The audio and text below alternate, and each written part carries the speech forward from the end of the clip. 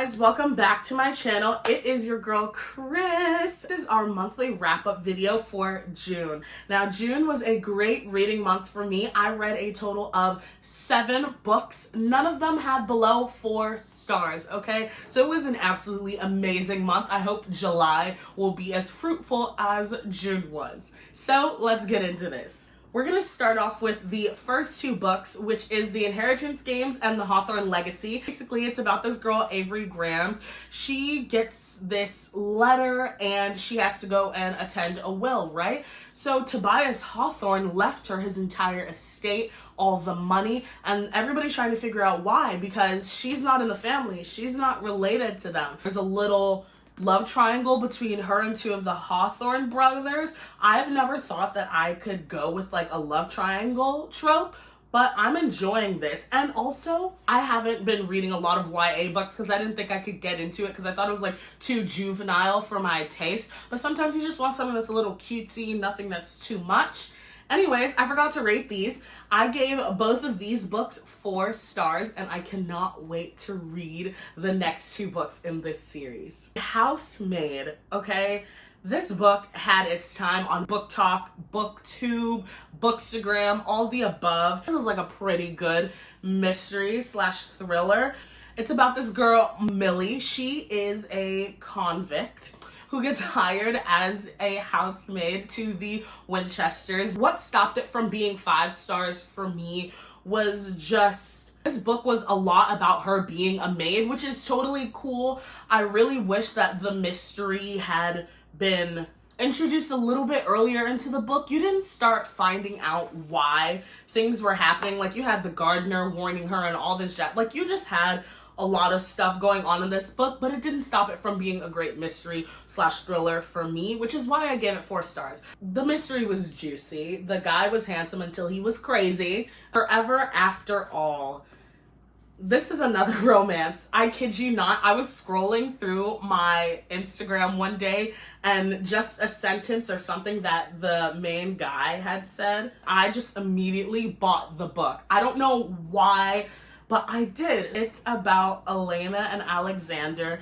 Elena is pretty much broke. Her mom is sick, and so she turns to like become like a stripper or like an escort or whatever, like a sex worker. And basically her old friend's brother, Alexander, like basically stops her, and he basically gives her an ultimatum. You either go be an escort or you can marry me and I can pay for your mom's bills and you'll have the name and you'll never have to worry about money again. Now listen, Elena was literally used to a certain type of lifestyle before she spent all of her money on her mother's bills. Like, she was literally living the lifestyle that Alexander was living, and then things happened tragic to her mom. Her family just wasn't that great. Honestly, this book was pretty good. I gave this one 4 stars as well. I absolutely enjoyed it. Alexander, he was hot, he was brooding, he was all the above, he was cold. He was kind of like a, I hate everybody in the world but you. Elena, she was amazing. She was just an absolute sweetheart, and she was so selfless. And honestly, the 3rd act breakup in this was so unnecessary, but it happened, and I love romance, but the fact that there's always a 3rd act breakup, and it'll be when there's like 50 pages left, and I'm like, really, why? Like, why are you gonna build all this up for like 300 pages? Once you get to 300 pages, you have 50 pages to resolve it. That just annoys me just a little bit, but I still loved this book in the end. I also gave this book 4 stars. It is literally a marriage of convenience trope. There's also a little mystery in here because let me just say, Elena, her family is really messed up. Like, her stepmom, her brother, her dad, her stepsister, they're all really twisted. Okay, so this was in my reading vlog, so you already saw the rating that I gave it. If you watched that video, go back and watch that video if you want to see me read this and my reaction to it.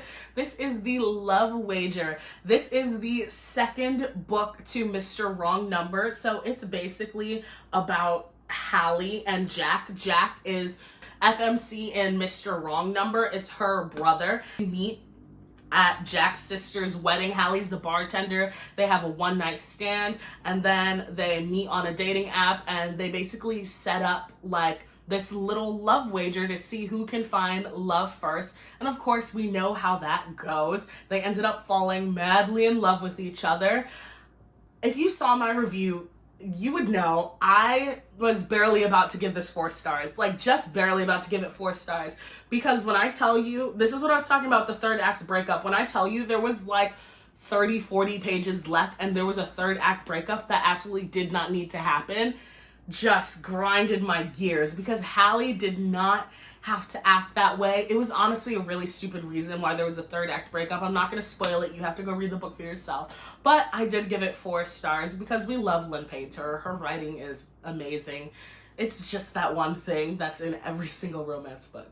But it's fine. I'm over it. The Nanny. What a great way to end the month. This was a single dad's trope. The little girl was adorable. Aiden, the dad, the DILF, he is so fine.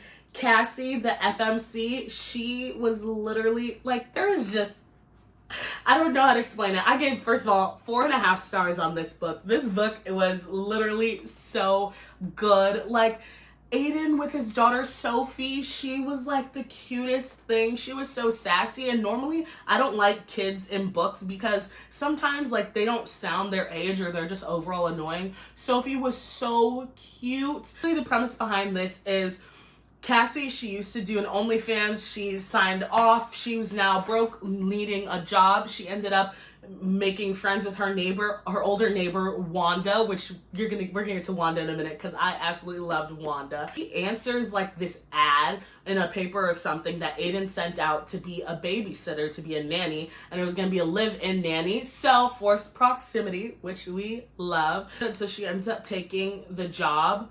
Also, they meet at a restaurant, the restaurant where he's the head chef, a daddy chef. What? When I tell you this was spicy, he was going at it. It was well-rounded. The romance aspect, like the side characters, you know how sometimes side characters can be a little bit boring? The side characters in this, amazing. Sophie, love. Iris, which is Sophie's aunt, she was sometimes terrible, but we still love her. Wanda, my favorite. Wanda told Cassie everything that she always needed to hear, because Cassie was just so stubborn and she thought that she had to go through all of this alone. And Wanda's like, you're gonna make a stupid decision. Please don't make it. I've been there before. I need you to do something different. So I loved this book. This was a great way to end the month, okay? Rock Bottom Girl by Lucy Score.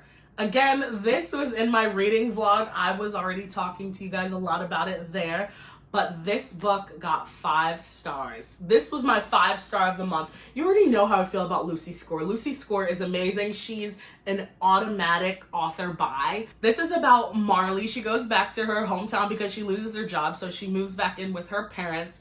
Jake is a coach at the school that they used to go to, and Marley and Jake had it past. There's a fake dating trope in here. So basically she goes back to work for the school. She's the girls' soccer coach and the PE teacher. And so, yeah, it's a very small town, so everybody knows each other. She was seeing everybody that she grew up with. She got reconnected with her best friend, Vicky, which I absolutely loved Vicky. This was another book with great side characters. Loved the girls on the soccer team. Loved the other PE coach. And it was just so good. Fake dating trope.